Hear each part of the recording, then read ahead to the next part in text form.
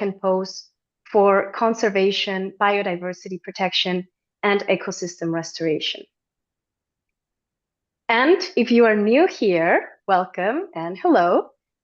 We are the world's largest knowledge-led platform on sustainable landscapes. So you might be wondering, why are we talking about AI today?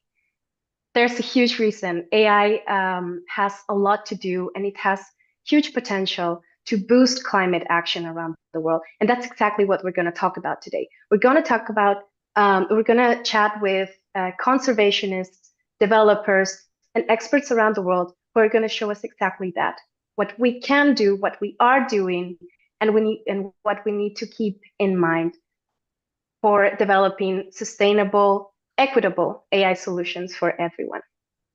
And before we get started, say hi on the chat. We are streaming right now also on Facebook, LinkedIn, and YouTube. So if you want to get in the Zoom webinar, you still can register to the event.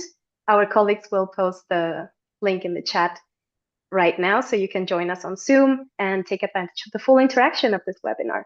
I want to read the room first, so I want to start us with a poll. I want to see what your views on AI are, because we are joined here by people from 105 countries from so many different sectors, not only AI experts. So I want to ask you, do you believe AI is a game changer for biodiversity and climate action? Wow, the poll is already moving up so fast. So do you think it will drive real solutions? Do you think it's an overhyped tool and won't solve systemic issues?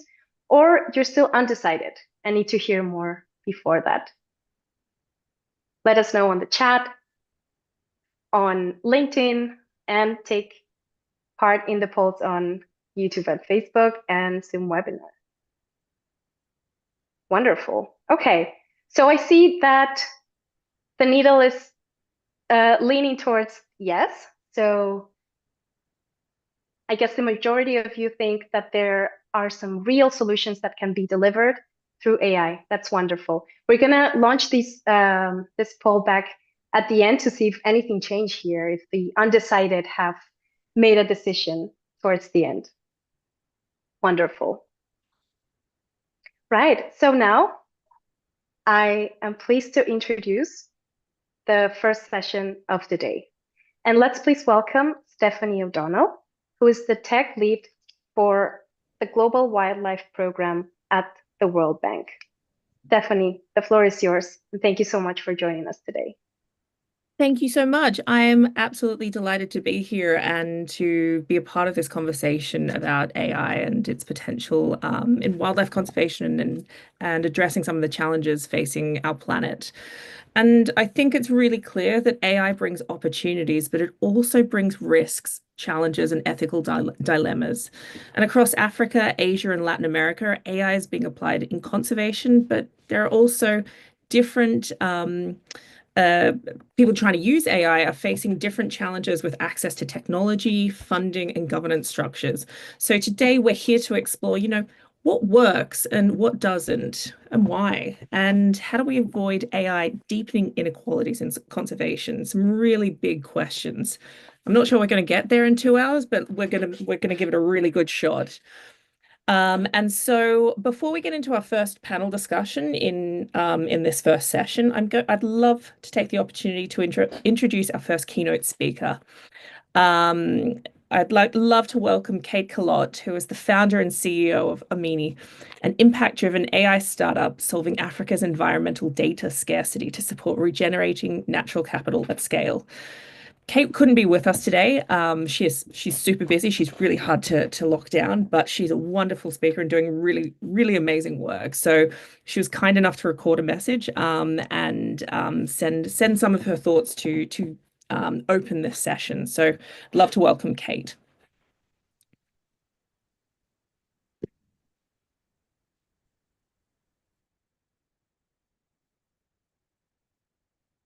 We are a data intelligence company based out of Nairobi, Kenya. Amazing. And we've been hearing talk about the need to build inclusive AI solutions. Yeah. What does that mean for you from your position from an African perspective?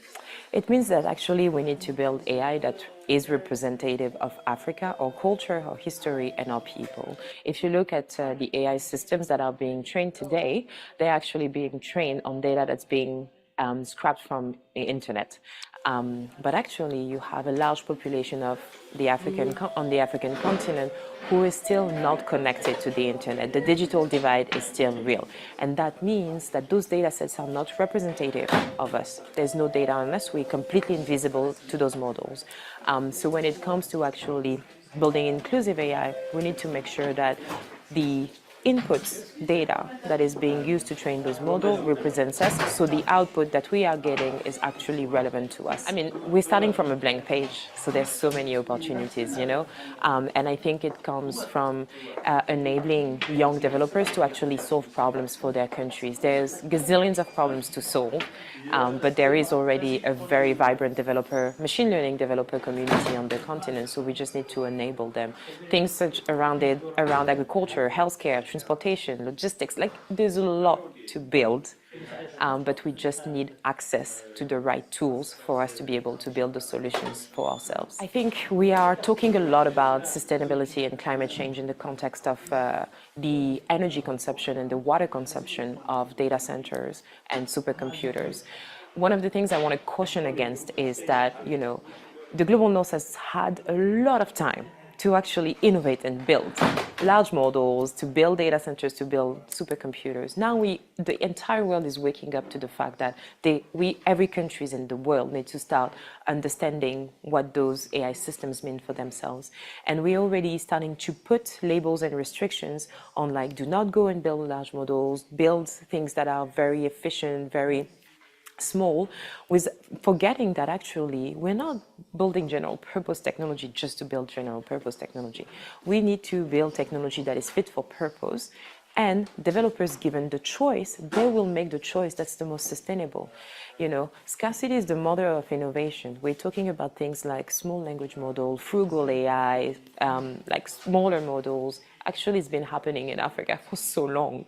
There was a movement called TinyML that was born out of the US in 2019. A lot of the adoption came from Nigeria and Kenya. Why? Because those developers didn't have access to large platforms. So we need to remember that all developers have already made the right choice, and we need to trust them to make the right choice, the most sustainable, the most efficient, when it comes to actually solving solutions for their countries. What a fantastic way to start off this discussion. Thank you so much, Kate. I'd love to bring our first two panelists into the conversation now and introduce them as we embark on our panel about the role of open access AI for community-led restoration. Our first two speakers are Camille Rivera, co-founder of Oceanus Conservation, and Gabrielle Fonadosa, project manager at Data 354. Welcome. We are very excited to have you here. Thank you. Gabrielle, I'd love to start with you. So Data 354 is using AI to monitor biomass and restoration in Côte d'Or. How does AI support forest and mangrove conservation, and what are the main advantages for using AI for biomass and carbon stock assessments? Okay, so maybe first let me, explain why there is also such, I would say, hype at the moment in Ivory Coast about, mangroves, because mangrove are also very different, kind of forests, and mangrove can store like 3 or 4 times more carbon than like upland traditional, tropical forest. So there is a very like important and renewed, attention for mangroves in Ivory Coast. And mangrove also, can like protect the, coastline from erosion, which is also very, I would say convenient at the moment, because in Ivory Coast, like local communities face like many issues with rising sea levels, for example. And we estimate that in the last 50 years, Ivory Coast has lost like 95% of mangrove like cover, has been like destroyed, has been like lost. So we've lost 95% of the mangrove cover in Ivory Coast. due to like urban expansion and over exploitation of these mangroves. And at the moment, there is also in Ivory Coast, like the rise of new like carbon finance mechanism with the so-called carbon credits, and so there is a growing demand in Ivory Coast for like accurate and up-to-date data about mangrove. But the thing is that at the moment, mangrove, it's very hard to estimate biomass to conduct field data collection within the mangrove, because these are like forests that are extremely dense, that we have a lot of like accessibility issue in the mangrove. So at Data 354, at the moment, we're developing a tool. It's like an AI powered tool that analyze satellite imagery. So satellite data such as Sentinel-1, radar data, optical data, LiDAR data. But I won't go into details. It is like, technical specification. And so we developed this tool to estimate biomass and carbon stocks by analyzing satellite data.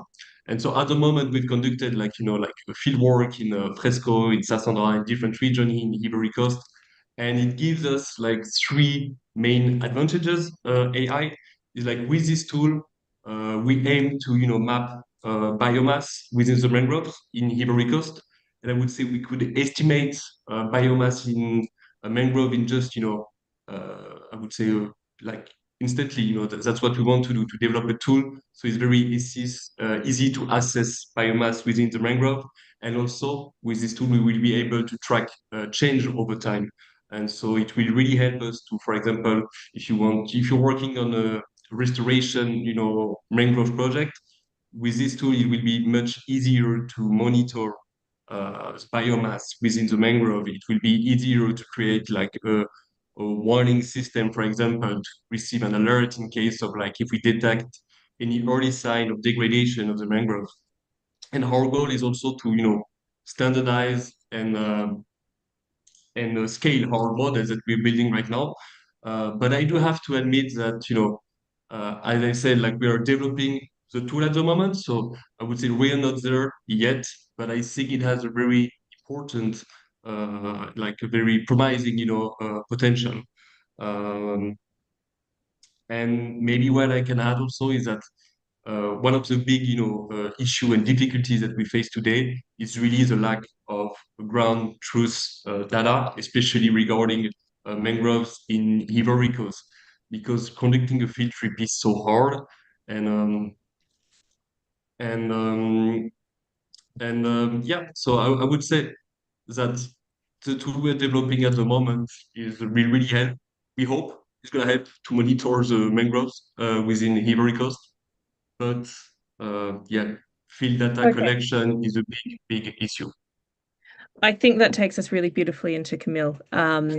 The challenges of, okay, AI is great, but how do you get to the point where tools are available, like Gabrielle's off the shelf? Like it takes a lot of people power and like investment in time and resources in collecting data and then analyzing that data to the point that we can build these models. Can you talk a little bit about your work in this space? Like and then tell us about how AI contributes to ocean and forest conservation efforts. And yeah. Thank you, Stephanie. I think just to also build what Gabrielle mentioned, you really need a lot of data points. So we do have a current project also this year where we partnered with a data science company where we need to collect data points. And in fact, we already collected more than 3,000 data points with the local community. So we train them how to collect data, how to use the cell phones, what data is needed to generate the results.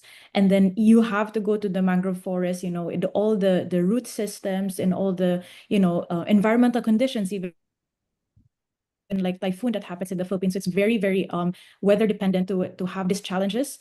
And in fact, just to answer also like what Gabrielle mentioned, like the data that we collected, so this project built upon the 3,000 data points, but we already collected back then also another 3,000 data points. So in total about 6,000.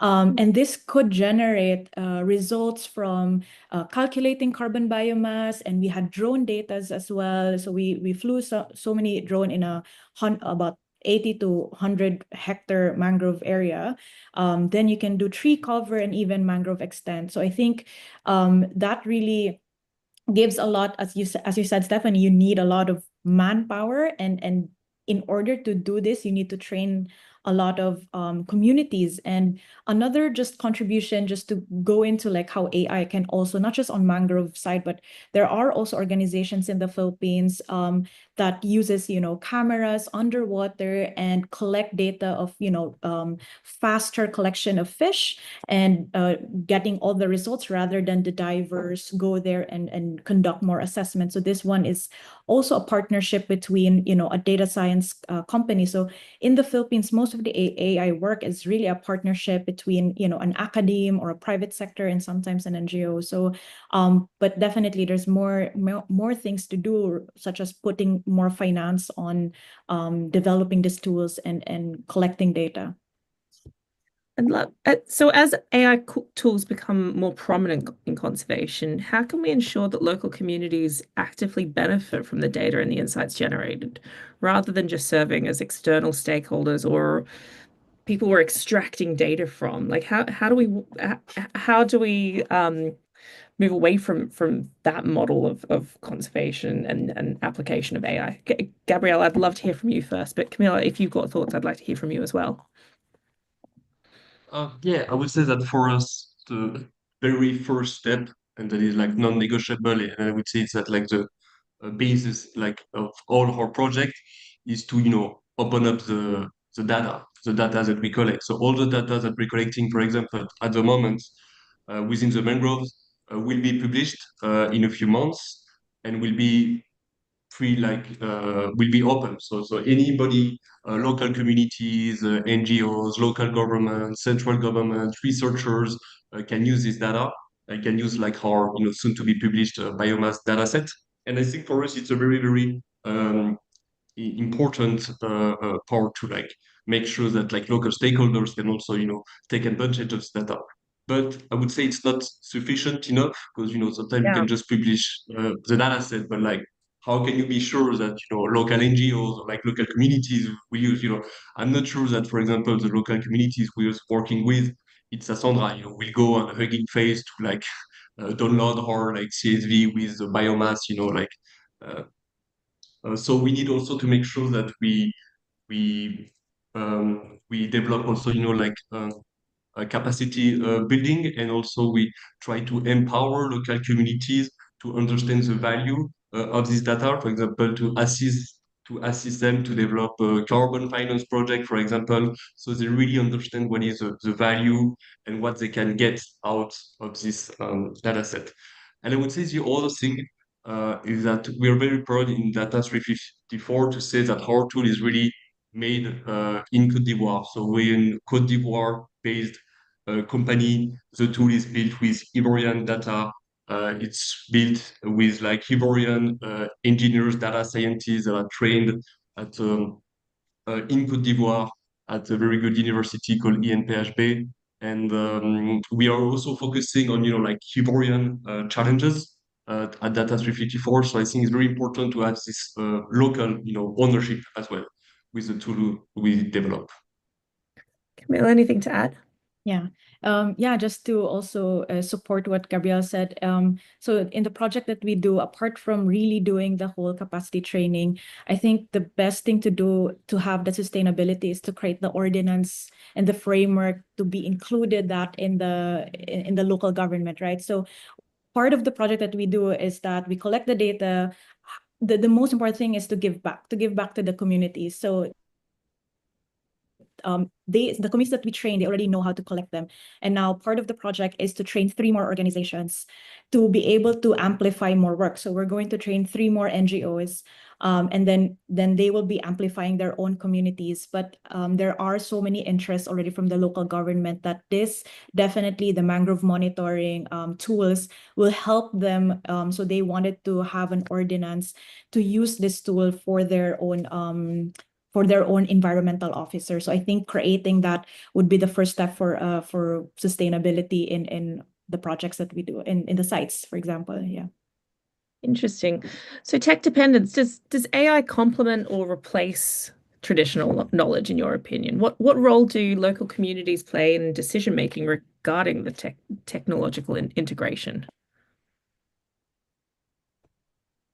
Camille, that's for you. Okay. I thought it was Sorry. like, okay, maybe definitely Go-between. definitely complementary. So there were so many lessons and failures that we've already, learned and between with the community. So for AI, it's good in terms of it's automating analysis. For example, it can speed up data collection, it can improve data accuracy, it can check everything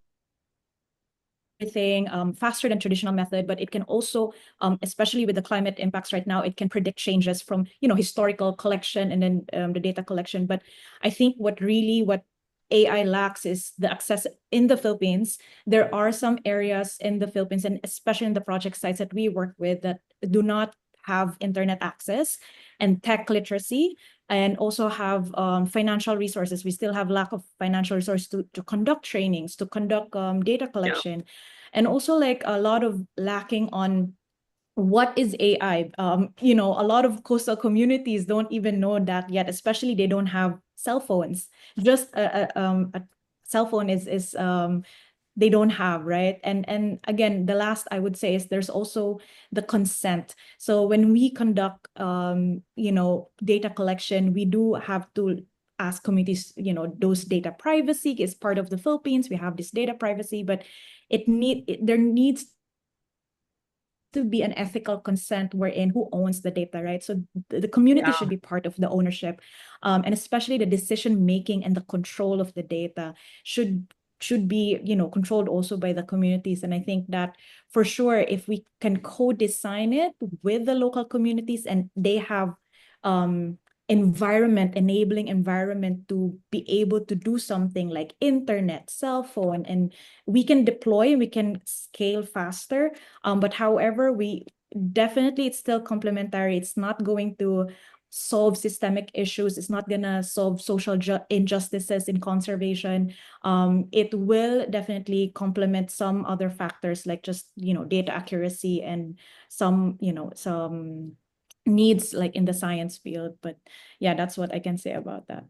I think it's a really important point that tech, AI, whatever type of tech we're talking about, whether it's AI, whether it's a camera trap or when you're talking about in the context of conservation, it is not the silver bullet. Like it is not the thing that's going to solve anything. It's a magnifier, and it can help accelerate and improve interventions, but it's not the one thing that's going to fix everything. And so I'm seeing some comments come in from participants in the chat, just like wondering, should we be thinking about how much technology is actually needed? And I think it's a really, really important question.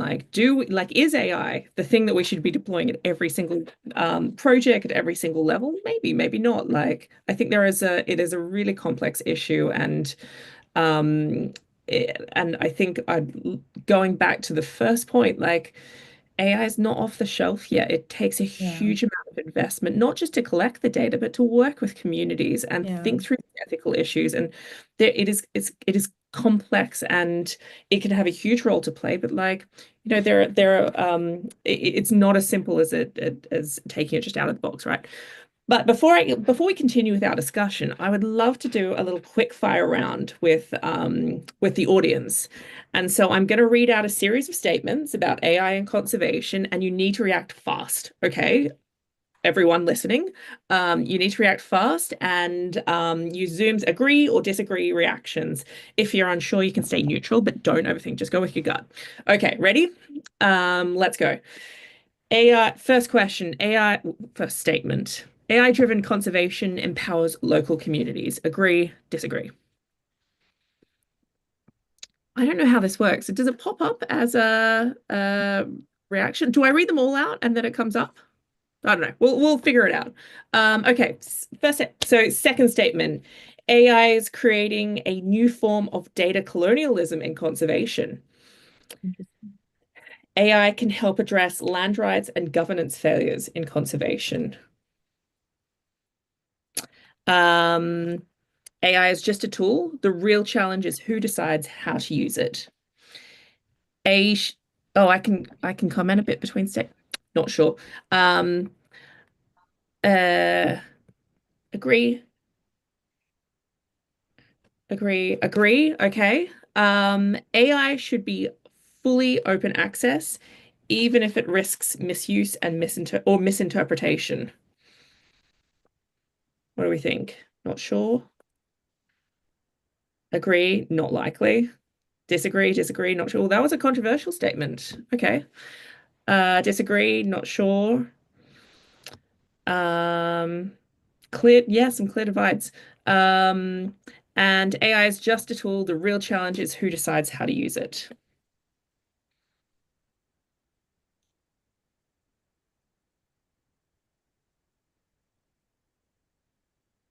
And finally, conservation doesn't need AI. Alternative approaches work just as well or better.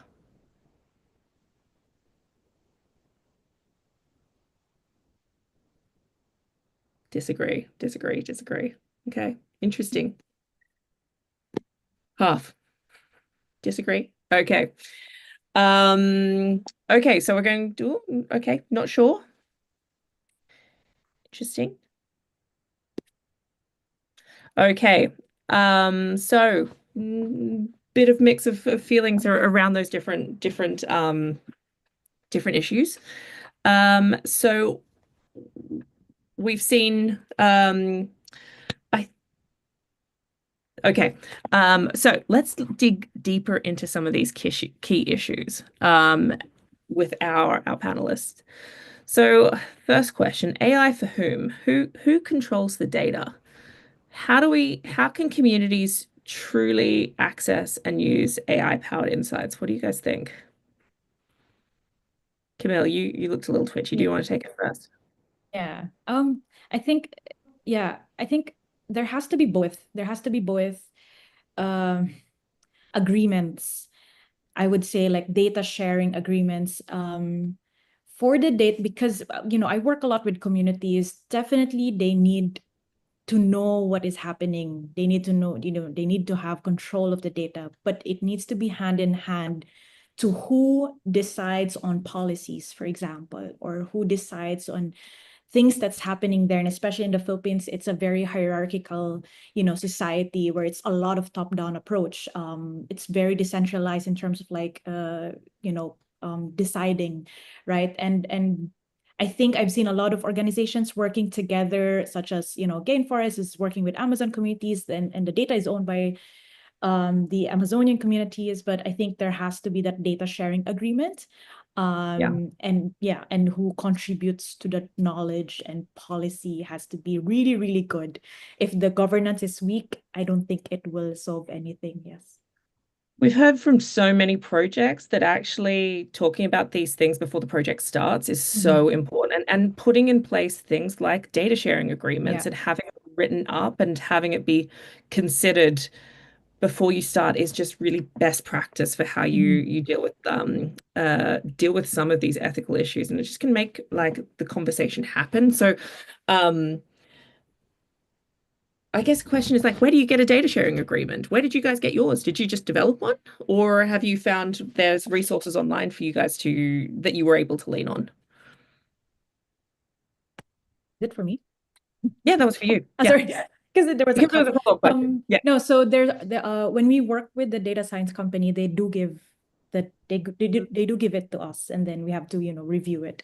So there is supposed to be like an agreement together with an NGO, and of course then we share it to the communities. So it has to be all aligned. Everyone is aligned on what being shared or not. Yeah. Gabrielle, any comments to add there, or should I move on to the next question? No, yeah. So regarding question about how can communities like access and use like this AI powered insights, I would say that it's very, very important to make sure that the data is understandable and they can access it. So because for example with the tool we are developing, I'm not sure because there is like such so big issue in Ivory Coast with the digital divide, with the lack of like internet infrastructures in some region. I'm not sure, that some people at the local level, I would say at the village level, can access our tool and can use this tool. but we need to make sure that the local communities are, empowered so they can have access to this data. So, for example, we are conducting, this field trip and this biomass estimation in the region of Sassandra. And our goal is that at the end of the field collection is to go back to the village to share the results, to share also like even like a printed, biomass maps of the mangroves in the area. So they get an access to this data as they can understand also the value of it. So how do we avoid AI-driven data colonialism, like where data is extracted but not returned to communities? Like, I guess you've talked a little bit about going back to community. I would say not just communities, but governments and like it's a regional thing as well, right? So how do we avoid AI-driven data colonialism? Gabrielle, do you want to take it? No, I mean, I would say that I think Camille gave like a very interesting, example of that, like having these data sharing agreements, which I think is also key to avoid this, data colonialism, like to make sure like of who owns the data. Because, I'm also like, I would say a strong supporter of like open source data, but I know that sometimes, open source that can be also some tension with local communities because like the data will be freely accessible for like everybody and some people can take advantage of this data which that won't be part of the local community. So, we also need to make sure that like there are empowers. So I would say like a data sharing agreement, as mentioned by Kabila, is key. And yeah. Yeah. It's if anyone in the audience is kind of interested in going deeper in this level, like in this issue, I think Jocelyn, what's Jocelyn's last? Because someone dropped Jocelyn's like a link to Jocelyn's work in the chat. We were hoping she was going to join this conversation. She wasn't able to be here today, but she's been doing some really fascinating work, working with communities, not just coming in and saying, I need this data and these are the AI tools we're building, but actually co-designing the questions and training the communities in actually the AI, building the AI and owning it. And the power dynamic and the shift of ownership and knowledge is like so different and a couple of steps beyond just, oh, we should have data sharing agreements or we need this and we'll come and tell you about it. It's really, I think there's a spectrum here of how we can work with communities. Camille, do you want to talk about that? We were doing some projects on migratory birds and mangroves. And I think one specific thing there is that in the Philippines, there's a lot of wildlife trade, illegal wildlife trade that's happening, right? And definitely I do support open source, but in terms of this kind of level where we know there's a lot of biodiversity challenges and, trading that's happening in the Philippines, those are the things that I am really scared as well. Like, I don't want that to be shared. Definitely, like exactly those coordinates cannot be shared because these are the wildlife that's in the Philippines and being traded, right? And definitely, yeah. And apart from the data sharing, definitely you have to ask with the local communities, what do they need? Is it even feasible? Because there are moments, there are AI tools, there are like projects that are entering communities and they never ask the communities if is it feasible or not. Do they have cell phones? And in our case, we realized that in the local communities that we work with, and most of them are 50 years old above, most of them have a hard time using smartphones, and only 25% have smartphones. So that there's a huge gap in like even collecting data, and exactly what you mentioned, Stephanie. You need to know what is the need of the communities, and then they have to be part of the co-designing of a project. I think I think when you're thinking on a project by project basis, like these issues are a little bit easier to unpick because it's like person to person or the boundaries are clearer. But when you scale up to regional, national, global levels, the questions become a lot trickier and about how to manage those interactions. Who owns it and how do we and conservation does not stop at like these easy boundaries, right? Like how do we work together and like data sharing is really necessary to piece together the picture of the ecosystems that we need at a systemic level. I think this is just not an easy solve, but having these conversations and thinking it through are really, really important. And so I guess my next question is like, can AI solve structural problems? Like, does AI address land use issues? I'm going to say no, flat out. Does Yeah. AI address land use issues, governance failures, and funding gaps, or just provide technical fixes? What a question. What do you guys think? Gabrielle, do you want to take a swing at Yeah, that? no, I don't think so. Like as we like explained like at the beginning of the discussion, we are really at the beginning of like something, but we are like building like this AI tool at the moment, and it would be too, how can I say, yeah, no, I mean it would be too um I would be too confident to say that AI is solving like such structural problems, such as like for example land rights. We know that for example in Ivory Coast there is a very there are like some issues with like rural land ownership, but there is no such tools, such like AI tools that help to solve these kind of issues. No, but then again, yes, AI can help. Uh, it can help on like to it can't enforce laws, it can't fix like a broken governance, for example. But regarding climate action, of course, like it can like highlight like forest loss, as we said, like protected areas and things like that. But yeah, I wouldn't say it's all like structural problem. Yeah. I think just to like push back a little bit, I think, are you thinking about AI from the perspective of like applications in processing satellite imagery and like its role in like the sort of platforms you're building? Is that what you have Yeah, in yes. mind? Yeah, yeah, So yeah, yeah. I would actually push back in that like I think has a AI, ML, whatever, like the broadest brush of like definitions for what we're talking about here. I think there's some really interesting like I think in conservation, and like I've been in the tech space for like the last 10 years and talking to people about AI for 10 years. And I think in conservation, the focus of ML and AI applications is very much been focused on this um processing imagery, like speeding up how we deal with like identifying animals in camera traps or satellite Yeah. imagery, or like maybe a little bit of we're seeing more applications of processing and like movement data.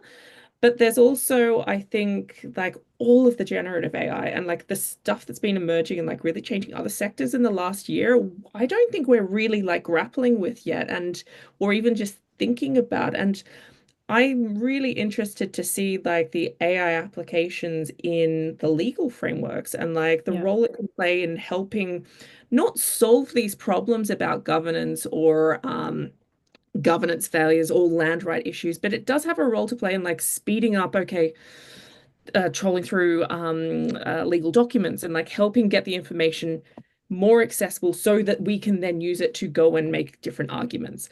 Like this is by no means my area of expertise, but I think there is a role to play that, and like I think the one thing to take away for the audience is that AI is not in conservation is not just about how do we get better at monitoring ecosystems. There are a whole range of ways that AI is going to change how our sector is operating. And I think we are absolutely on the back foot, and like a lot of work needs to happen and a lot of attention needs to be paid here for how it's changing our sector without a lot of people really realizing.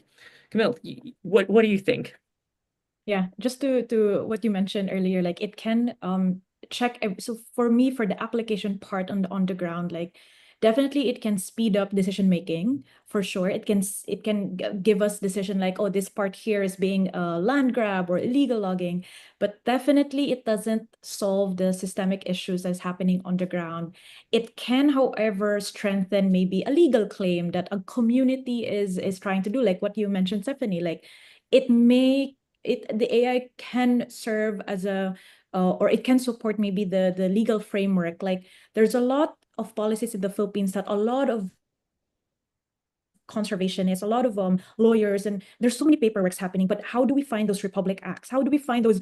It's Oh. hard to search them really fast. So in order for, I think that's where AI can help communities like claim something that's been grabbed to them, informed land rights policies, more amplification. So we use it as a supporting, as an advocacy tool, but not to solve issues. Because if governance is really weak, I don't think AI can solve anything.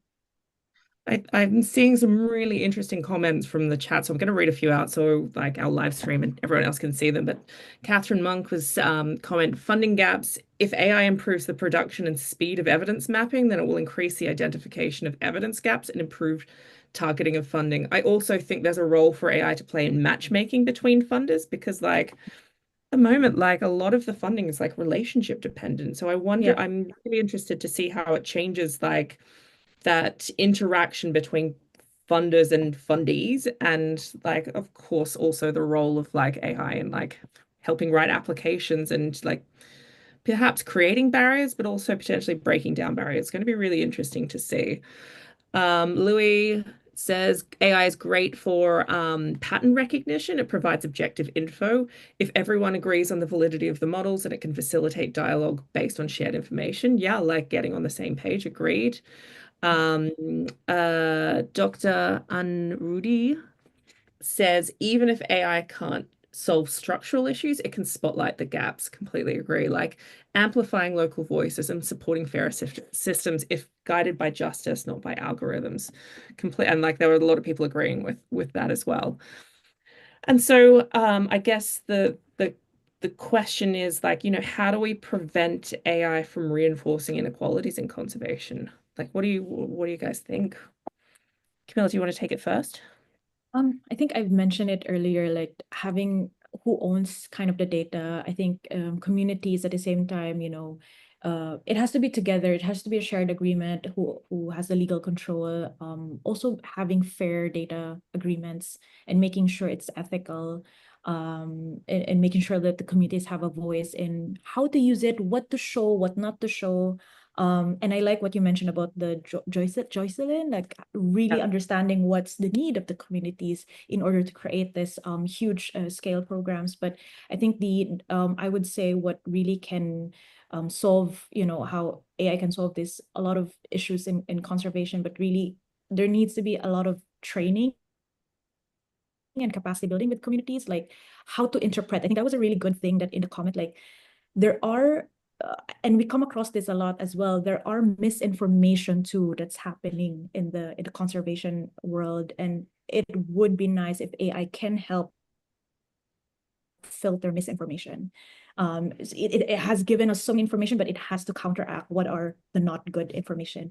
But then again, there's also some low-tech low-tech technologies that would be able to use that are offline would be the best case in the communities, because there's a lot of places in the Philippines that we don't have access to internet. Like I would have a hard time using that as well. But definitely most of these projects and anything that scales up regionally and globally should really have local leaders and local council, I would say, local data council, that in all stages of implementation and design, they have to be included on it. I think this is also just a huge role for partnerships as well, and collaboration, and that like partnerships with the tech industry, partnership with academia is like the way forward as well. And so for the last 10 years, I've led Wild Labs, which is if anyone's looking for technology support, Wild Labs is a global community, an online platform for conservation tech. And you can go there and find answers and connect with people with heaps of events. So it's a really good resource. But as part of that, we worked a lot with Google and Dan Morris, who's a wonderful champion for AI and AI applications in nature. And we worked with him to run office hours for AI for conservation. And I sat in many hours of him giving advice to conservationists trying to use AI in their work. And he systematically would go through every possible option for not using AI before he would say, okay, in this situation, you may go forward and use like, here's how you would build your own tool. Because like the time like in many situations right now, this may change in the next few years, like, and it's changing very quickly, but like in so many situations, the time you invest in trying to make a model work for you is like is not worth it. And so I think we've said this like many times, but like AI is still has a lot of hype around it, and there is a lot of potential for conservationists to waste time here. And I think people like Gabrielle and what you guys are building, I think there are a lot of examples in conservation of platforms being built and partnerships with the tech sector to bring these tools into conservation. But us trying to do this from scratch, I don't know if is the way. I really think collaboration and finding ways to work with tools that exist is really, really important. But I want to look to the future now as we're wrapping up. Oh, I thought I had an extra 10 minutes. Whoops. Sorry to the moderator, to the people running the session. I thought we might go a few minutes over. We'll talk about the future just for a second. Future of AI and open access. What are the policy or funding changes that are needed to ensure AI benefits? What needs to change to ensure AI benefits local communities? Or are there, let me ask that question. What changes need to happen? Gabrielle, do you want to have a crack at it? Okay, so maybe like to answer this question, I can also talk about like a project that we're gonna launch in Senegal very soon. So I would say so we're gonna work like hand in hand with donors to build a data product for like the Senegalese government to assess biomass in forest within Senegal. And what we will do is like we're going to partner with like local university to develop some capacity like geospatial like capacity building like or workshops with local universities, local students who are gonna work. And I think this may be, the kind of like future or like kind of partnership that should be like in place to ensure that AI also benefits local communities. So we're really gonna work like hand in hand with local actors, with the Ministry of Environment in Senegal, with like the Gaston Berger University. We're also gonna work with a local company to do the field collection. And I think it's very important, especially for funders to like promote this kind of partnership. And I would also say that, long term, like capacity building workshop is very key. Agreed. Okay, I would love us to, I'm going to give everyone a chance to wrap up your thoughts and give our audience one key message to take away about AI's role in restoration. Camille, do you want to have the first thought? Yeah. I think just to have my final thought about AI is that, as an NGO practitioner and also doing a lot of mangrove rehabilitation, AI can definitely help scale up restoration efforts, like understanding where are these areas, but there must be a paired investment in social side. I think in a very specific sense, I would say, funding that goes into the training of local rangers, supporting, indigenous communities and ensuring there's community governance on the data that is being, collected. And I think our communities have already observed so many environmental patterns and a lot of changes in their own, locality, and we just need to integrate AI, with the local ecological knowledge that they have already to make better decisions, and it has to be more complementary, and that's what I can say. Gabrielle, what's your takeaway? So my final thought, I would say that we're really like at the beginning of something new. But I know that from experience that we're not there yet with like fully functional AI products. And also I really want to emphasize on the fact that I would say like depending where we are in the world, we're really gonna face like different issues. I know, for example, that there are like much more advanced AI model to monitor like forest deforestation in South America, but it's not the case in West Africa because when we build our model, we need to calibrate with local data, and we lack so much data, and data collection is such expensive. So I also want to take the opportunity to thank the Lacuna Fund, because at Data 354 we're like Lacuna Fund grantee, and so they finance us to collect this data within the mangroves. But I would say, yeah, that's okay. We're at the beginning of something, but I hope that we'll get more funding to collect data, to calibrate our models, so it can like be useful for like local communities. Wonderful. Thank you both for sharing your time and your thoughts and your experience. And thank you to the community here as well. The comments and interactions that are happening in the chat are really interesting, and I think it's going to be setting the stage for part 2 of this session. So stay tuned. I'm going to hand it back to our organizing team, but thank you very much to our speakers.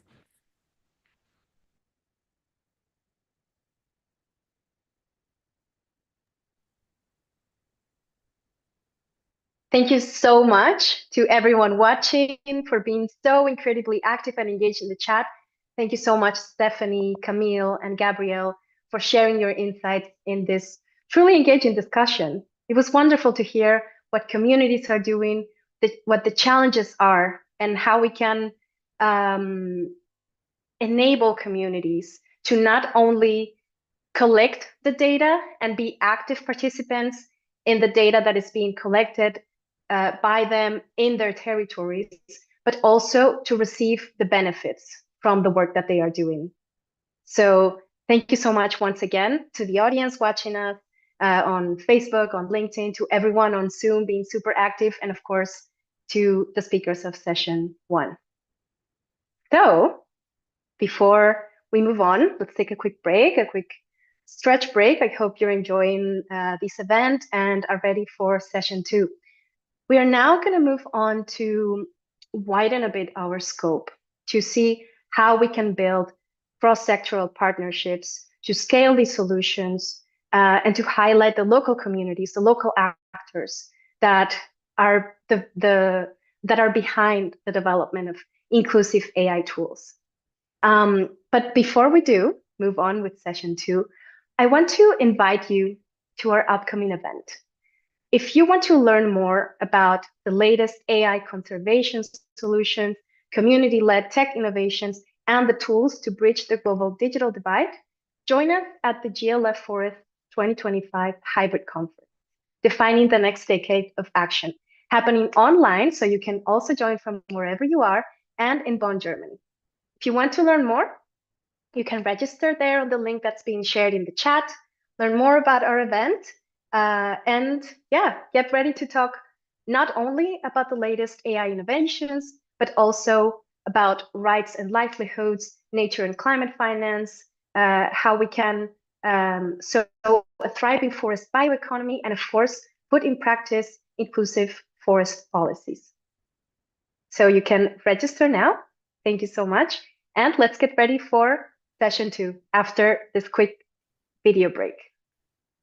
What if we told you that one of the biggest climate solutions is right in front of us? Forests. They store carbon, protect biodiversity, and sustain millions of lives. But they're under threat like never before. And the choices we make today will shape the next decade and beyond. So, what's next? On April 24, GLF Forests will bring together scientists, indigenous leaders, policymakers, and everyday changemakers to take real action for our forests. Learn from groundbreaking research and on-the-ground experience.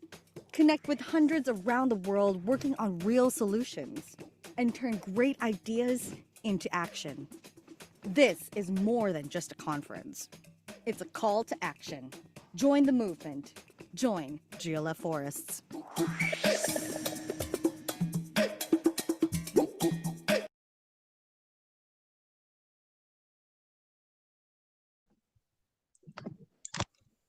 Hello everyone, welcome back. I'm Revati and I hope you'll all join us at GLF Forest and you've been enjoying session 1 so far. We're gonna move on to session 2. I don't know about you, but I've really been enjoying the discussion so far. We've seen really deep philosophical thoughts come out and practical examples of how AI is being used in conservation.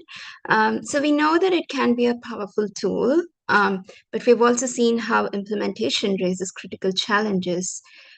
Camille and Stephanie have talked about data sharing, consent agreements, and also how they become complicated as we think about scaling them up. So we're going to dive deeper into that into our session now here. At the end of the discussion, we'll answer your questions. So if you have any questions, please continue asking them. I see all of your discussions and inputs on the chat, as well as in the Q&A box. If you're watching on YouTube, LinkedIn, or Facebook, add your questions in the chat. Our team is looking at it actively and will share them with us. And we look forward to continuing the discussion. So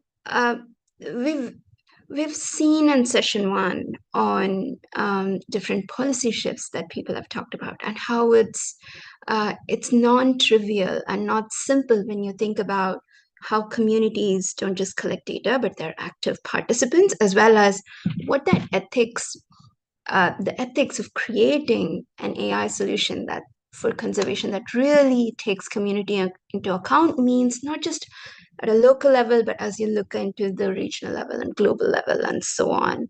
How do you take equity into account, and how do you keep risks in mind, bias in mind?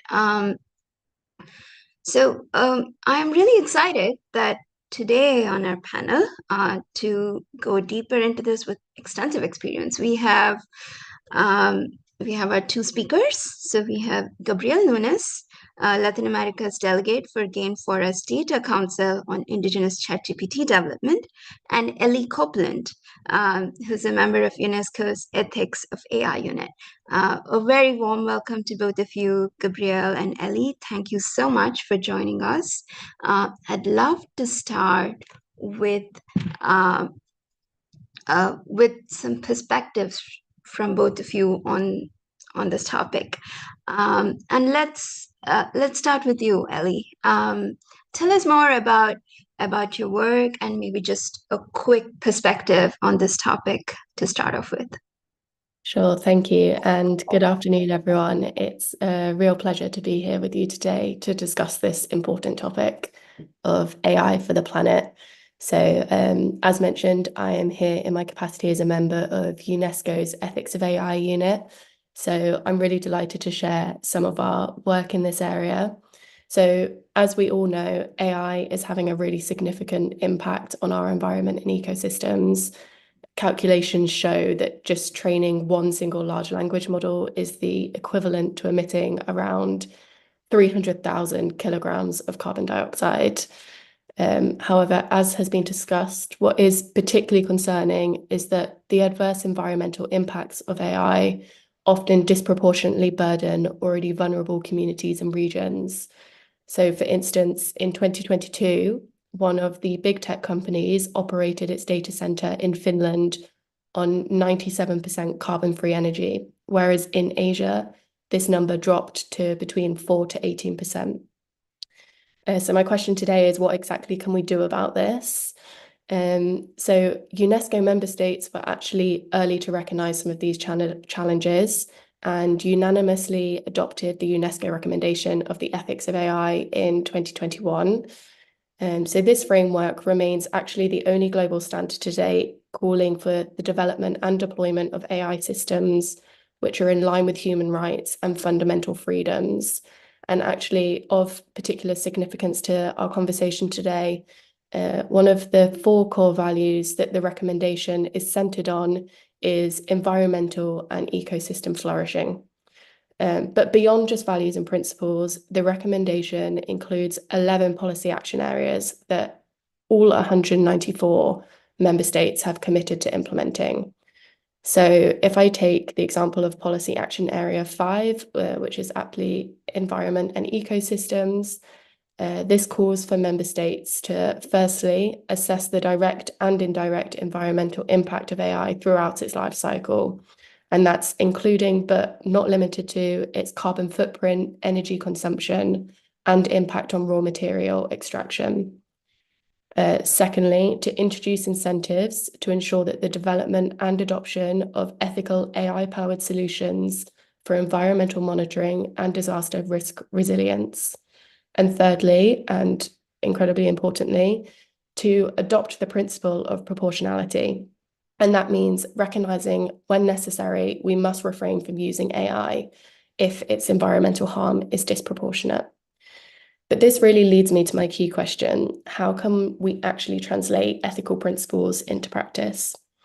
And here, I'd just like to highlight one key area of UNESCO's work focusing on implementation, and that's the UNESCO Readiness Assessment Methodology, otherwise known as the RAM. So the RAM is actually a diagnostic tool which supports policymakers to analyze their AI ecosystems and develop tailored policy solutions to improve their AI readiness. And UNESCO is actually currently working with over 60 member states to implement the RAM, including 12 small island developing states, 22 countries in Africa, and 15 countries in the LAC region.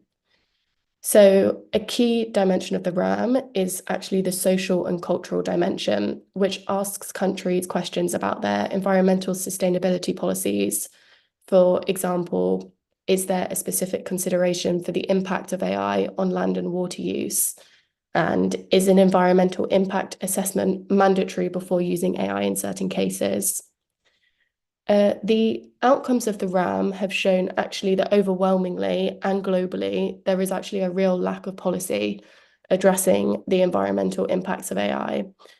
However, I will say that the RAM is guiding countries to make this change.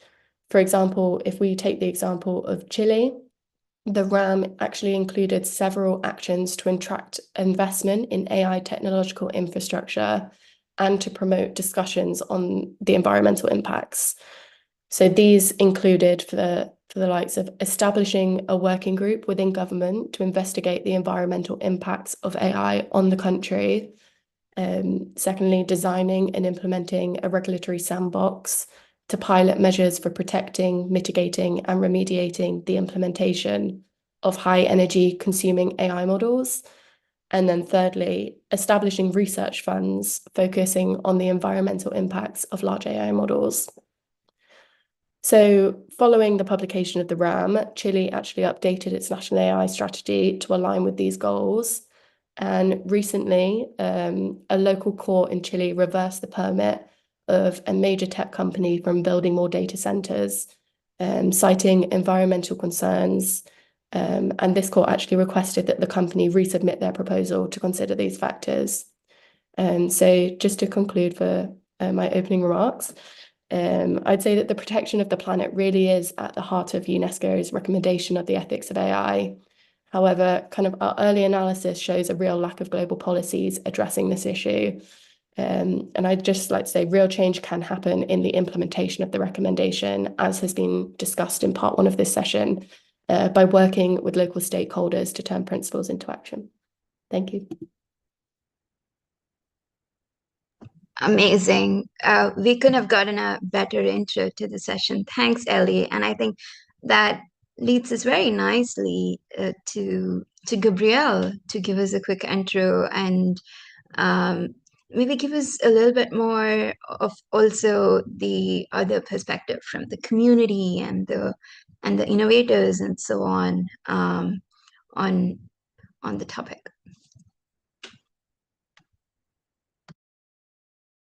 Okay, hello everyone. Great pleasure to be here. Thanks for inviting me. My name is Gabriel. I'm from the Brazilian Amazon. I've learned from riverine communities from here. And the work of Game Forest on data is relating on creating what we call technolocalities. What would be technolocalities? Actually, technological solutions for the problems of the communities. So we always tackle and always partner with communities around the world, traditional communities, on how we can integrate traditional knowledge, data, and a little bit of technology, just to say, because the technology part is actually, the hint is just a sprinkle of it. Because what actually is important is how the community is facing that problem. What's the problem in the community? What they're actually trying to solve? How can we use the technology in creating new solutions for solving the problems of the communities? Because if you're gonna see the community, each community have a different situation, especially here in Amazon. I'm gonna focus a little bit on Amazon because it's where I live and the communities that I'm part of. So become a little biased just from my perspective. How can we use those technologies which to serve the benefits of the community?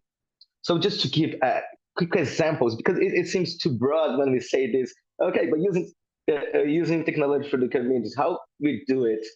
So, for example, we partner with the communities to solve their problems. So, and here in the Amazon, we have communities that the majority of communities are extractivists. If they are riverine, just like my communities, they are extractivists.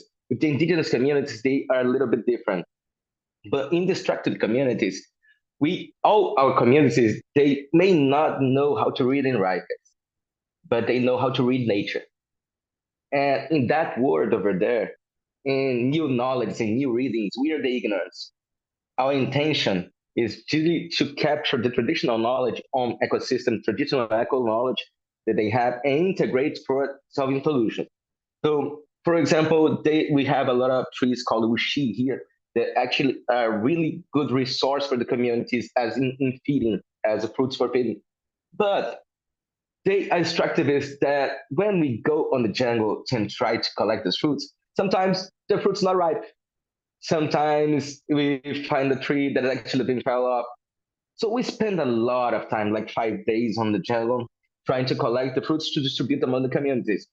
One of the solutions that we created is actually using the traditional knowledge of the communities on how the leaves change colors close to fruiting.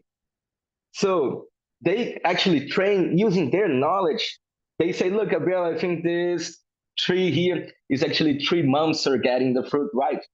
So we use this knowledge to train to train an ML model, or depending on the situation, train other things, to train an ML model to identify how long it takes for the trees that they want to be ripened.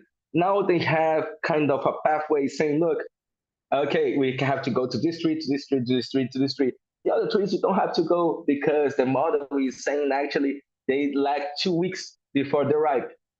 This is an example of how in using technology and traditional knowledge, they can create solutions to solving the problems of the community. And this is what the expertise of Againforest. It's hard to say something. We create solutions, but the solutions are always really tailor-made to what the community needs. So that's why the problem on working on communities, that the business market expects us to be scalable. Everything expects things to be scalable, but among indigenous communities and among riverine communities, scalability, as in business models, as everybody understands scalability, like Unicorn, is not feasible. So to solutions, to digital solutions for community, is always have to be a peculiarity because everything is different from one community from another. And our job is exactly this: partner, understanding your challenges, and co-creating solutions, which always have a hint of technology, but always the technology is not the protagonist. The protagonist is always the people, is always the traditional knowledge of the people and how they interact with nature, how they see nature, how they reflect nature, their own values. And this is our specialty. We approach it in several ways, but this is our core values on how to tackle technology communities.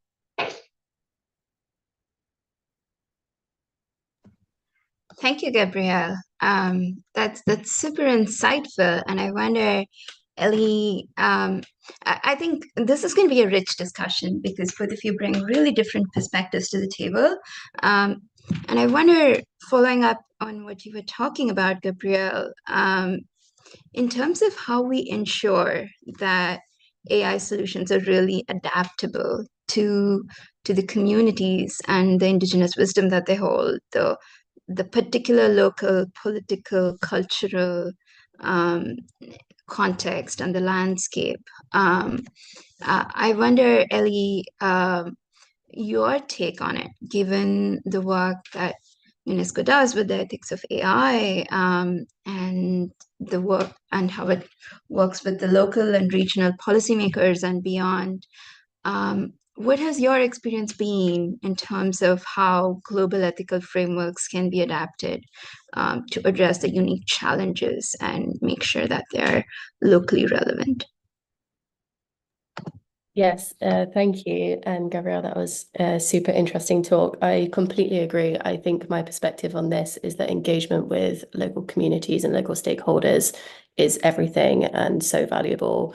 That's definitely kind of the perspective and the motivation behind implementing the RAM assessment at UNESCO is to really work with countries and local stakeholders and communities so that it's not kind of a one-size-fits-all solution in terms of AI policy, which is then going to be implemented.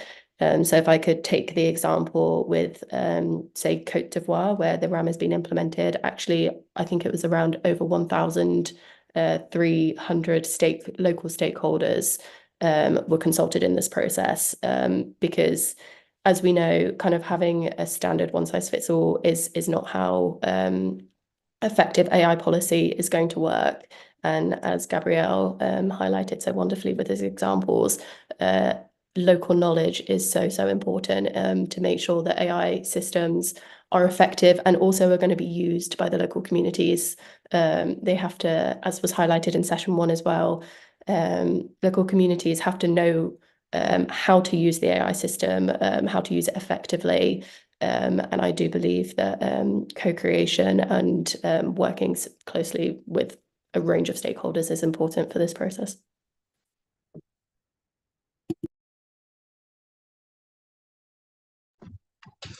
Lovely. Thanks, Ellie. Just building on the discussion, I'm just gonna leave the table open for both of you to jump in whenever you want. And maybe let me just pepper the discussion with this initial thought on considering both of your perspectives, both from the global policy level and the local working with indigenous communities level. What global frameworks or regulations are needed to ensure that AI aligns with biodiversity and climate goals? And how was the current status of the ecosystem? What do we need to do to get to a place where it's desirable for us? I'm happy to come in here again. I mean, obviously coming from UNESCO, probably a global framework, which I can point to is the UNESCO recommendation on the ethics of AI. But actually a little bit more concretely, as I was discussing in my opening remarks, I think the results of the RAM kind of really do point us to the need for clearer and standardized methods for measuring AI's impact on the planet. And this would really support the creation of more national policies because, you know, as I alluded to, the RAM results are showing us that there's this lack of policy about how to envisage the impact of AI on the environment and what to do with that. So if I may just take the opportunity as well then to discuss one other area of work which UNESCO is doing in this space, which is that we're currently working with the French Ministry of Ecological Transition as well as the International Standards Organization to develop a comprehensive roadmap for creating standards to actually enable member states to assess and mitigate the environmental impacts of AI.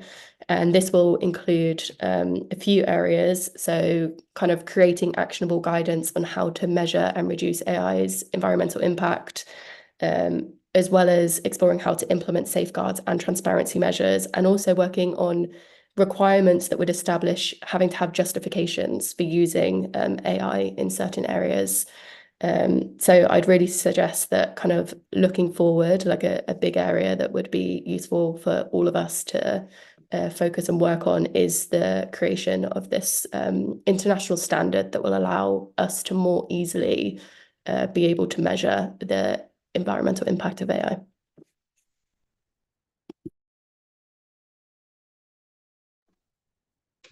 Amazing. That's very exciting. And I have a confession here to make, right? Our internal policy and ethics guidelines on AI and all of that, like we've been highly influenced by UNESCO's work on the ethics of AI and what you do. So there's also personal interest in this question. considering, the width and breadth of everyone who might be watching this session and the kind of work that Game Forest does, what kind of cross-sector collaboration do you think is needed to take AI ethics to the next level that's needed? What role should governments and NGOs, the private sector, all of them play in making AI more accessible, more fair? And I'd love both of your perspectives on this. And maybe let's start with you, Gabrielle, and then I'll go on to Ellie, or feel free to jump in at any point. Perfect.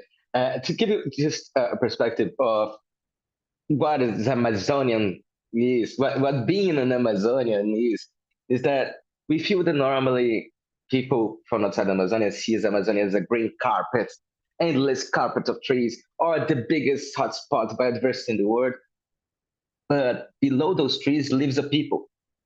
Lives a people that knows how to deal with nature for centuries and maybe thousands of years. When we talk about conservation, when we talk about AI or anything related to environment, those things are not separated from the socio-economic. So we normally tend to think conservation as conservation of the trees, or conservation of the animals, or restoration or protection. And we never think about the protection of the people who has been for thousands of years actually conserving the forest. So the partnerships, they are great, but our problems are not partnerships. It's a problem of concept, a concept of mind, in a situation where we are expecting things from nature without considering the people that live with nature. And that's one of the biggest problems here in the Amazon is the opportunity cost. A lot of people, actually, even in my people, they turn to deforestation because they don't have another income way of living. So the partnership for me is the least problem of this. Is actually how can you incorporate our view of what is important? You are monitoring things that are not important for us. Everybody's expecting the biodiversity index, the conservation index, all the GBF lows, even they are not adapted to us. I'm an invertebrate specialist as a biologist, but I have to ask myself, are invertebrates important for the community? So to create an index to transform local action into global goals, we did the incorporation of our perspective on the game. When we use, for example, I don't know, ChatGPT or DeepSeek or any other information, like search information, from things that are important for us, we found zero. Zero, even for the things that are most common for us being important. Fruits and things that are like common knowledge for us. So then they must know that Citrus doesn't find. So we are perpetuating things like global, like ChatGPT, like new AIs. It's a new form of knowledge that is arising and ever increasing. We are getting information from this large language model even further and advancing. But when we try to find our information, it doesn't exist. We're kind of perpetuating a system where we are outscattered, where our knowledge is outscattered because it's not considered. So when I think about this AI as problem, I never think things are a problem. I think we are the problem and the solution. AI is a tool. Conservation is a tool. Everything is a tool. Technology is a tool. Even electricity is a tool.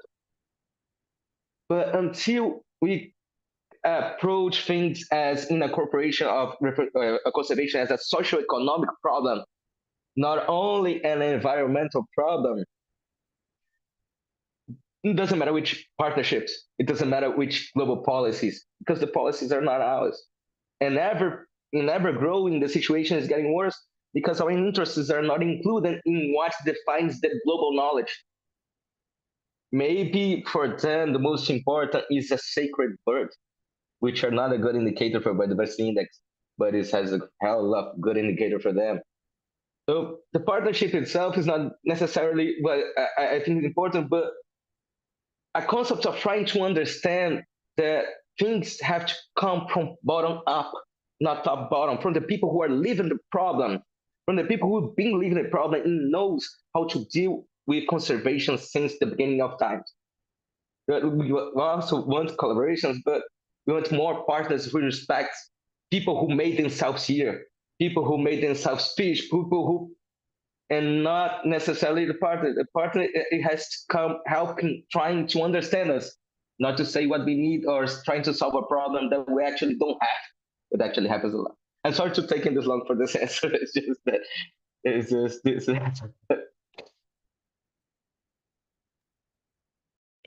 If I could just come in on this question as well, I think what Gabrielle's just noted there about bottom-up approaches is like the essence of what we're talking about today. So on this question, one of the things that I had noted was the need to provide more funding for the development of local solutions. And this is something that UNESCO is actively partnering with development banks to be able to provide this funding. Because as you said, kind of ChatGPT might not have, or these big large AI models might not have the information that is grounded in the local context. And so to be able to have the funding to develop local solutions, one thing that we're actively looking at the moment is a partnership with the Icelandic government, looking at the creation of LLMs, which are grounded in more local and indigenous languages. And so I think that's a really, I just wanted to emphasize a really important point is bottom-up approaches are fundamental. And I think to get there as well, funding is fundamental.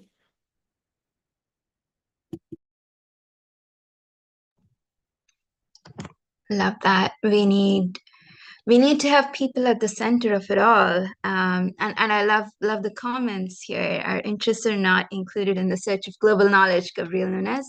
And that funding is important. We need bottom-up approaches. We need local first approaches. Just changing tracks a little bit. Taking a step back on the role of AI itself in conservation and biodiversity and climate efforts. Are we then saying that the people there have been doing it anyway for so long? We know what we're doing. So are we overly reliant on AI at this point? Do we need it at all? And if so, are there non-AI solutions that we should be prioritizing equally?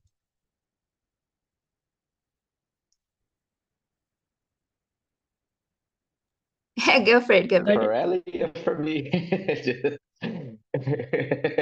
Okay. I think just like any tool, it doesn't have to be mandatory or not. Just to tell you, since somebody told you, AI is not something that is off the shelf. It's something everybody is creating. It's new for everybody. Let's face it. Nobody necessarily is actually doing this. We are proof of concepting things here. It is too new. But if you don't tackle in the beginning what are the uses and how the possibilities of them uses, you're gonna follow the same path as serving only a small percentage of the world that is localized in the global north. So when we do a search, for example, there's a study for Reserdo in 2024 that shows that when we use those tools to search for things, they always only incorporate the perspective of the global north, always US and Europe. So again, without skirting this, but the tools, we don't need to necessarily use AI in all of those, but our intention is to try to find a use of AI that could help. If there's nothing that AI could use to help a community, that's okay. We can try to find any other solutions. But like any other tool, you decide. AI, I don't see AI as a silver bullet of anything. I don't actually see any tool as a silver bullet. I don't think there is a solution for anything. I think we are the solution. We are trying to always construct things, but not changing ourselves. We always try to construct new things, trying to put a band-aid on a bullet wound. Not facing the problem that the problem is us, that the problem is our mindset. The problem is that that maybe knowing or not knowing, we tend to create the same things that favor the same people, unless we have the incorporation of other perspectives. And this is not blame anybody. It's nobody's fault. Everybody's trying to do their best. Everybody's in the same race. But until we understand that there are different perspectives and that there's no right or wrong, and the tools can be used for wherever you want to use it, and what is going to define this is actually what you want. This is for me, a much more sane and much more fruitful discussion than if the AI is going to solve the world. We are outskirting ourselves of the solution and giving the responsibility for a tool. No, it's us. We are the guys. We are the solution. It's necessary. I think any new technology is necessary as long as you want to use it in a way. Things are not okay. AI is not the solution. Oh, AI is the solution. No. How can we actually incorporate AIs to be a friend, not a substitute? I don't want the AI to read in the book or paint a painting. I wanted actually to help me continue having my culture. I don't want it to destroy my culture. I want actually to strengthen the people of Amazon. We are people for extractivists. We've been actually living with it. And I see since data is the fuel of AI, I see in AI and in data an escape or a way of getting the Amazon people as contributing to the world without losing their culture. Just without mumbling a lot, I think that is just a tool. We are the ones. We are the solution. How we use it, that depends on us. And we have to broaden our perspective on what they uses and what are the perspectives of the users. Not only ours. I live in the city, but the hotspots are not there, the diverse hotspots and the other things that are needed is for local communities. And they are not, almost never listen or adapted the technology for them. We're always trying to create new rockets instead of adapting new technology that already exists to the use of the common folk. I just have one very short response as well to include in this, is that I just like to really emphasize this point about the principle of proportionality, and that we should use AI when it adds value and not as a replacement. And this consideration should be taken into account when we're considering when we should use AI. Is the harm disproportionate to the value that we're going to get from it?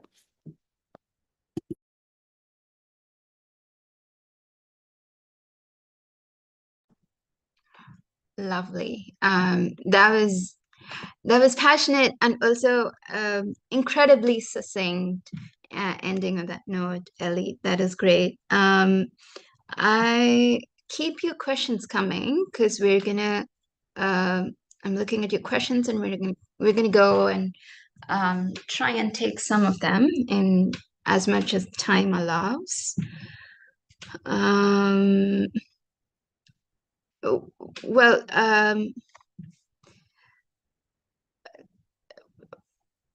so we have a question on LinkedIn asking, if AI is impacting the environment negatively, what individual efforts can we employ to neutralize the issue? Because every solution starts with individual effort. And I'd open that question up to both of you. But I would also kind of question, how do you two feel about emphasizing individual effort in this case? And what if we look at it, take a step back and look at it from the global context, how much of an importance is the individual effort? And what are those individual efforts that we can make? Are there also other systemic efforts to consider? And if so, what are your perspectives on it? I'm happy to come in with this. Kind of on the individual effort question, I mean, something that I personally consider is kind of like the impact of doing a ChatGPT search is, I think it's like 500 milliliters of water is used per few searches. So just individually, I often think, do I need to be doing this? Is there an alternative route that I could take? Can I talk to people? Is it something that has to be done? So I think, thinking on an individual level, individual basis in that respect, I think's helpful. I think they go hand in hand, kind of the individual action, but also, as I've kind of emphasized throughout my contributions today, the national policies have to be alongside that. And I think a really important aspect of that policy making is really building awareness of the impact of AI, so that you can kind of inform onward conversation and discussions, and you can really empower communities with that knowledge, to again be making those kind of decisions for themselves about this proportionality question of whether it's an enhancer or kind of a disproportionate harm. So it's a bit of I'm straddling between the two here, but I think they really go hand in hand in that the national policy is essential, but it's also to empower individuals. I agree 100% with Ellie. I think they go hand in hand, of course. And I was always really biased, always incorporating the part, the conception of the Amazon perspective here, is that I agree 100% that they go hand in hand. For us, it's really difficult to understand things that are scalable again. So we don't think too much as a systemic situation. I don't mean me. I'm saying that the communities don't think much about the system because the situations in Amazon, they're too peculiar. Problems or the uses of the AI, they are gonna vary a lot among them. So, and I'm quite ignorant on the use and the costs of energy of AI. I've been recently being educated on this, so to see how it takes a lot of energy and that. But we normally think as in systemic. Systemic is a community. We don't think systemic as global. So even the terms for us, systemic is working with the community, and then everybody has the same ideal. But to systemic as global, we normally don't have access to this, as this actually way of thinking still. Because all the things are created locally and treat locally things. And one of our great bottlenecks is exactly how can we actually evidence the things that we are doing locally so we can evidence that they're contributing to global. Which is really hard. How can we do this? I'm actually asking if people can put in the comments, because it is something really individual, what we do in the communities as individual communities, but it cannot be actually retried in another one. It changes the whole system. So AI for me is made to be tailor-made. And the concept, at least, of scalability of our like contributing global goals is not actually tangible for us right now. Because what represents what is global is not including us. What is representing us being important? Okay, global is not. So the thing that I agree that it's both hand in hand, but from the perspective of the Amazon, we don't have this global perspective because we are trying to figure out our things here, the problems that are happening here, that it seems to be forgotten. Not only here, but in Africa, in Southeast Asia, just getting the bias of our side. First, for us to become and act as a systemic thing, we have to understand that it first has to be local. Then we connect the local to the global. Thank you. And sorry for rambling again on the answer. That's great. Thank you. We have a little bit more time for questions, so please keep dropping them in.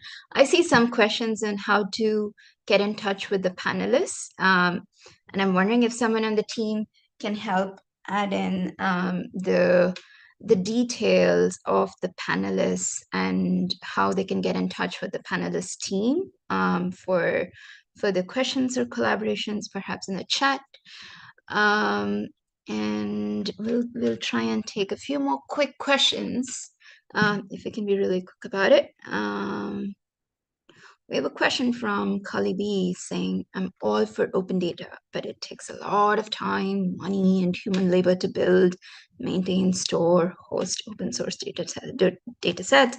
How do we balance the value of open source with the resources or funding required for it? I'm guessing, Ellie, you would you would want to take a crack at this first. So I'm going to direct this at you. I can. I think that's a really challenging fundamental question. I guess my approach to it would be kind of, I think this is kind of a national policy area, and kind of exercises such as the RAM can help create this balance of where to invest funding into areas, because obviously the RAM kind of covers these 5 dimensions of economic, regulatory, culture. And I think in doing that exercise and taking stock, it's really important, first of all, to be aware of what data is already available, and then be able to kind of do those exercises of how much investment back you'll get from having the open data source. And within that as well, I think a really critical area is capacity building, which is, again, kind of considering what money you'll get back from investing into training individuals in the country to be able to host those data sets. So I'm sorry, that's not quite a complete answer to your question. I think it's a really challenging one, which will be on a case by case basis, but actually doing this exercise to have the fundamental understanding of the data available, and what that might look like to host the open data sources is kind of a really important first step. Perfect. There's no simple solution in the AI world, and a lot of them, it really depends is the answer, right? I see a lot of questions, particularly on how our conversation pertains to Africa and ensuring decision making and the cultural realities of Africa are reflected and honored. And so I'm gonna choose to take one, and we have to be really quick here. So how do we ensure that AI systems used for environmental and economic decision-making in Africa reflect local realities rather than being trained on Western-centric data? Who amongst you wants to take this? Me, Yeah, Ellie. Ellie. Finger pointed at me. Again, I'd say just it's really, really important to do kind of this RAM taking stock exercise and to really know what the local context is, what's the reality on the ground. And so I'd really just promote this kind of taking stock exercise to be able to have, it's really about having the demand and also having the fundamental what am I searching for? The fundamental reasoning for why you will go on to create a policy. And I think doing this taking stock exercise to have the data available to then be able to inform, creating a comprehensive data strategy grounded in the local context is really useful.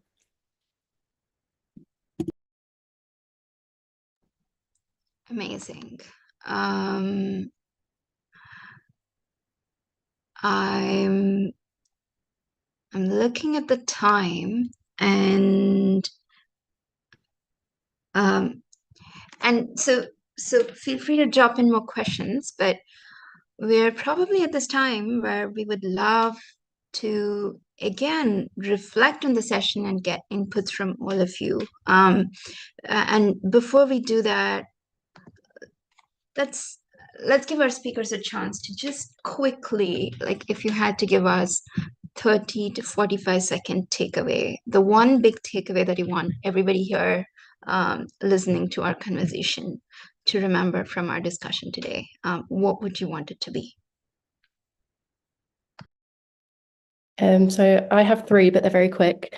The first is that I'd say that I think our conversation today has shown that a lot more work needs to be done to center considerations of the impact of AI on the environment through the creation of national policies, but also on the ground work with local communities.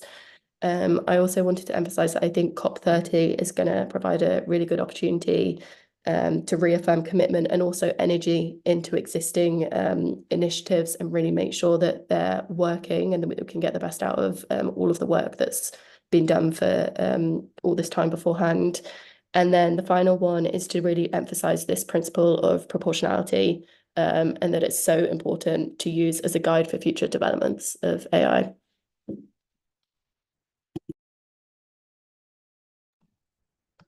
Thanks, Ellie. Gabrielle, what's your one big takeaway or a few big takeaways? Just one. Thanks, Sally, for this. My one big takeaway is that we've been always doing things that actually got right, but now it's time for a paradigm shift. The paradigm shift is everything that has to happen in, at least in biodiversity, on the biodiversity hotspot, has to be led by the community. Has to be community led, not community as a partner, as somebody collecting data. The technology has to be able to solve the problems of local communities that always been outskirts, because they've been doing the work of restoration, of protection, and conservation for thousands of years and never been paid and never been anything. So for any part and endeavor of AI, at least related to ecosystem, biodiversity, I cannot claim for help or legal rights, but in this, we always have to start from bottom. Now being as top bottom and inflicting methodology, but it's always trying to understand what is the problem of the community. After the problem of the community is solved, you can't. It's easy because then the community works, but you can only start by looking from the bottom, from as being solution-driven AIs for local communities. This is what we're never doing. They're actually always inflicting what is our goals, our ideals on everyone. And basically, this is my only takeaway. It has always to start from the bottom. Is that how we started life? Is crawling? It's always from the bottom. Amazing. Thanks, Gabrielle. So start from the bottom, be forward thinking, and utilize the knowledge that we already have. So with that, we're gonna, just to wrap this session up, take a quick poll with all of you. You've been with us through 2 sessions, but especially after this discussion, do you still see AI as a game changer for climate action? And I don't know how the poll works, but hopefully it should be on your screen and you should have 3 options. Yes, it has potential, but it needs careful governance. Or no, AI is just another tool, not a silver bullet. Or mixed. It has promise, but the risks are a bit concerning. So hopefully you should have the poll on your screens, and we look forward to all of your inputs.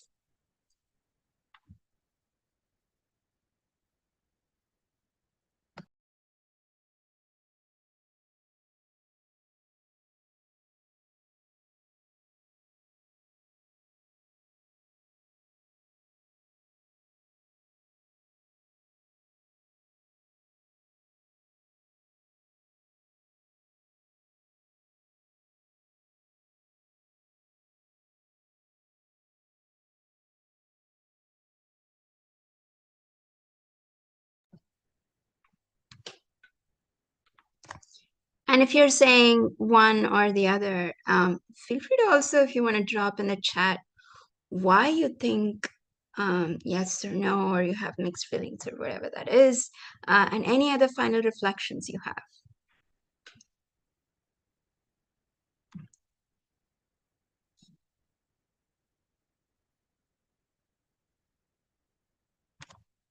Okay, amazing. And while you drop your final reflections, it's Gabrielle, Ellie, thank you so much for the really diverse and rich discussion. At least I learned a lot, and I also see so many questions from all the participants where really a lot of answers are, it depends.